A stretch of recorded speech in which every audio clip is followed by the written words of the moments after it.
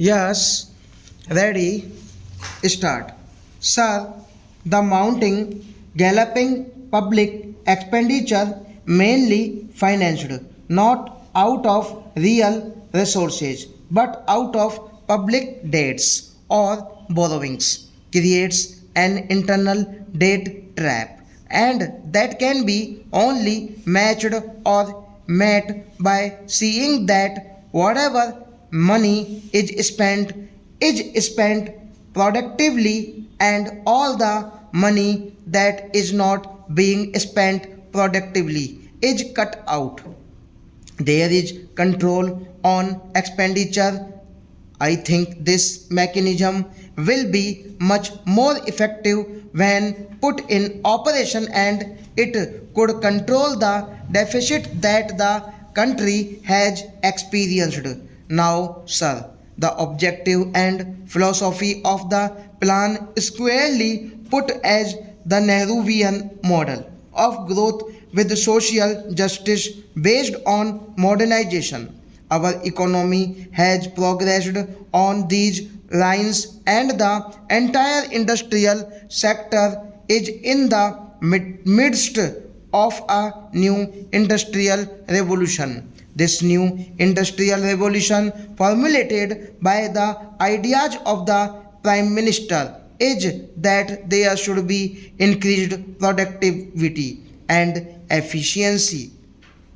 It also reflects the modern management technique. All these are the qualitative aspects of the new industrial revolution that is ushered into the country as the second industrial revolution. First industrial revolution was ushered in by Pandit Jawaharlal Nehru when the second plan was introduced, whose main goals were public sector building up capital good, agricultural production and self-reliance of the economy. The country has progressed in this direction, and India is now one of the most industrialized economies. But there are large gaps, and Prime Minister has introduced the second phase of the industrial revolution with its emphasis on modernization, efficiency and productivity. This applies not only to public sector, but it also applies to the new technologies that are being used in the agriculture sector. The breakthrough in agricultural production is concentrated only in certain regions. While there is great resurgence in certain areas of the country, their areas have difficulties.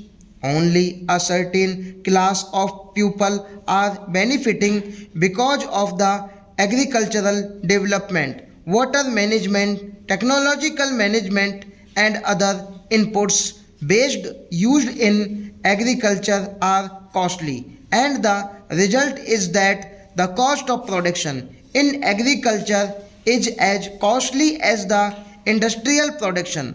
Therefore, by introducing the new management revolution in agriculture and industry, there will be more and more emphasis on modernization, efficiency, and getting the best results out of the investment. And I only like to point out that it must be made much more broad based in the sphere of agriculture. Stop.